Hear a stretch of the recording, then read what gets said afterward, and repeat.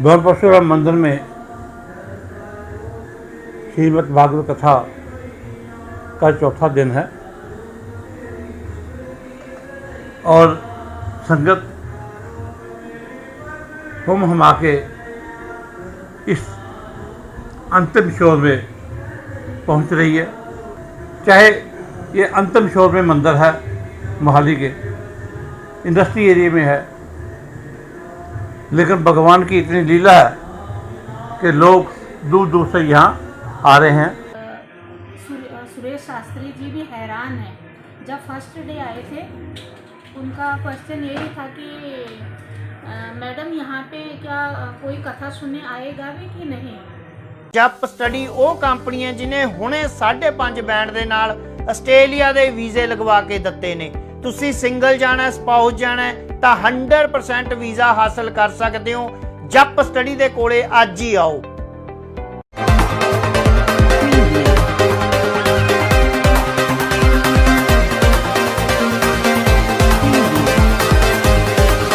सुंदर व्यवस्था है, बात करने का तरीका है, बात करने की व्यवस्था है, बात बनाने की व्यवस्था है। इसलिए प्रभु मुझे संतान चाहिए पर तुम्हारी जैसी। भगवान ने कहा मेरी जैसी संतान तो अब मेरे जैसे तो दुनिया में मैं ही हूँ। सिर्फ हम जैसे हैं वैसे हम कोई है दुनिया पे। भगवान के जैसा कोई नहीं है और कभी भगवान के जैसे बनने की कोशिश भी मत करना। यही गलती हिरण्याक्ष ने की, यही गलती हिरण्यकश्यप ने की, यही गलती कंस ने की, यही गलती रावण ने की। अपने आप को भगवान माना, अंत में क्या हुआ? तुझ में मुझ में बस भेद यही, मैं नर हूँ तुम नारायण। सुना है कभी ना? इसके बाद थोड़ा हम ध्रुव कथा आपको सुनाएंगे। ओ मुझ में बस भेद यही, मैं नर हूँ तुम नारायण।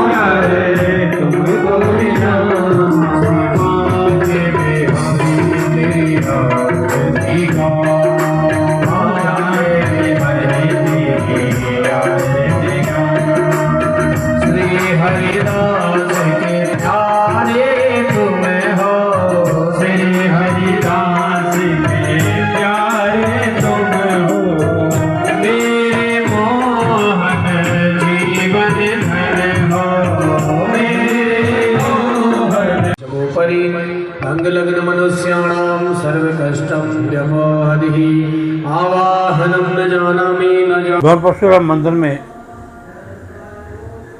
श्रीमद् भागवत कथा का चौथा दिन है और संगत हम हमा के इस अंतिम शोर में पहुंच रही है। इसमें कोई दो राय नहीं है कि भी हमारे पड़ोस में 11 फेस में भी कथा चल रही है, 10 फेस में भी कथा चल रही है, 9 फेस में भी कथा चल रही है। इन कथाओं के बावजूद फिर भी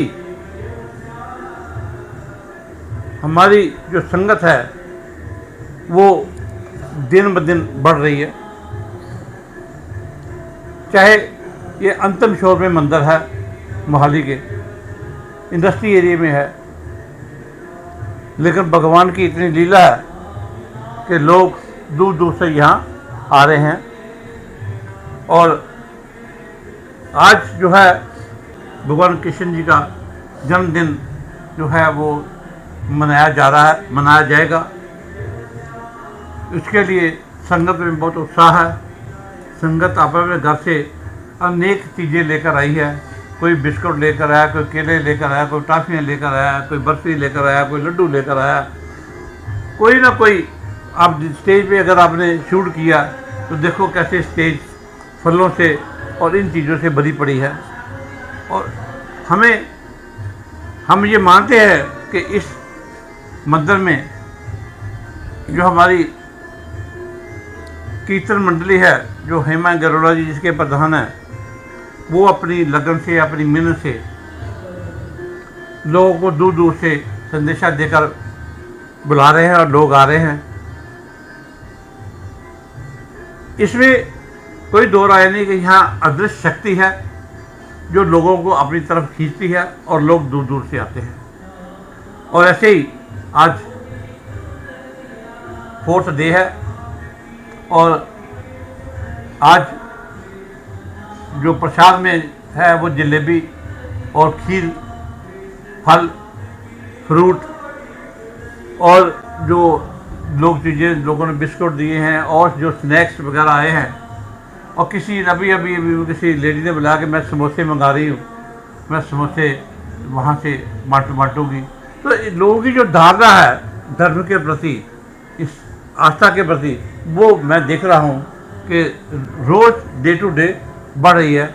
और मंदिर भी पूरा इस कथा को दिलचस्पी लेकर, इसमें रुचि लेकर काम कर रहा है। कथा 4 बजे अधिक शुरू हो जाती है, 7 बजे टाइम है इसका विधिवत भोग डालने का। लेकिन कल जरूर पब्लिक की डिमांड पे ये आधा घंटा और लोगों ने कथा का अनुसरण किया, सुना। ये टाइम है कथा का। मन की आंखों से देखते हो, मन की आंखों से सुनते हो तो उसका बहुत लाभ है। और यहाँ ये कहते हैं कि जो पूरा इसकी कथा 7 दिन की श्रवण करता है उसके सारे पाप मुक्त हो जाते हैं। ये यहाँ तक इस कथा के बारे में कहा गया। मैं क्या कहना चाहूँ, ये परमपिता परमेश्वर की इतनी असीम कृपा है। यहाँ पे हमारे सुरेश शास्त्री जी भी हैरान हैं। जब फर्स्ट डे आए थे उनका क्वेश्चन यही था कि मैडम यहाँ पे क्या कोई कथा सुनने आएगा भी कि नहीं, क्योंकि उन्होंने देखा था इसके मंदिर के आसपास जो है ना कोई बस्ती नहीं, कुछ नहीं, दूर दूर तक कोई घर नज़र नहीं आ रहे। तो उनको यकीन ही नहीं था कि यहाँ पे संगत आएगी। तो वो इतने बेहद खुश हैं इस हॉल को भरे हुए देखकर। आज भी कथा में यही चर्चा चल रही थी कि इतनी संगत कहाँ से आ रही है, घर तो मंदिर के आसपास कोई है नहीं। तो बहुत ही यहाँ पे हमारे भगवान परशुराम जी की इतनी असीम कृपा और माँ ज्वाला की कृपा है कि संगत को अपने आप खींच कर ले आती है। और जो कथा भी चल रही है बड़ी मनमोहक, भजन कह लो, बहुत मधुर। क्योंकि कथाएं तो बहुत जगह लोग सुन रहे हैं, मगर ये कथा इतनी सुंदर तरीके से हो रहे हैं कि लोगों के मन में इतनी हो रही कि वो वेट कर रहे हैं 4 बजे कब हम दूसरे कल कथा सुनने आए। तो बहुत मनमोहक और बहुत ही शानदार कथा चल रही है भगवान परशुराम मंदिर में। मैं सभी से और ये आपके माध्यम से कहना चाहूँगी कि जो लाइव देख रहे हैं वो चलो ठीक है, मगर एक बार आप यहाँ पे प्रत्यक्ष आओ, महाराज के दर्शन करो और मंदिर के दर्शन करो। हाँ, हमारे कहने पे ना, वो यहाँ पे ज्वाला जी की इतनी कृपा है, वो आप एक बार आएँ तो उन्हें बार बार आने का मन करेगा। यही मैं सभी से कहना चाहूँगी, एक बार ज़रूर वो यहाँ पर कदम रखें भगवान परशुराम मंदिर में। और आज का प्रोग्राम जो है बहुत ही अच्छे धूमधाम से मनाने की सभी भक्तों की इच्छा थी, और अभी हमारे मतलब हर किसी भक्त के मन में इच्छा हो रही है एक समोसे। अभी एक मैडम कहती कि मुझे तो केक लेकर आना है, तो अभी ऑर्डर करके आए हम 5 किलो केक का।